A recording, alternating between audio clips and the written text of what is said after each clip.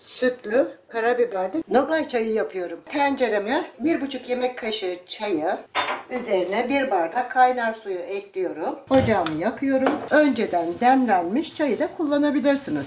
Ocağımızı kısalım. Çayın demini almasını sağlayalım. Aynı ölçü ile 5 bardak süt ilavesi yapıyorum. Kaynayıncaya kadar karıştıralım. Biraz katı bir çay olması gerekiyor. Fazla suyunu buharlaştırıyoruz. Yarım çay kaşığı kadar karabiber, yarım çay kaşığı kadar da tuz ilavesi yapıyorum. Ocağımın altını kapatıyorum. Bir süzek yardımıyla süzüyorum. İsterseniz bayat ekmekle, isterseniz bir galeta ekleyerek, isterseniz de sade olarak tüketebileceğimiz soğuk kış günlerinde doyurucu, hastalıklardan koruyan sütlü, karabiberli sıcacık nogay çayımız hazır. Kesinlikle çok güzel.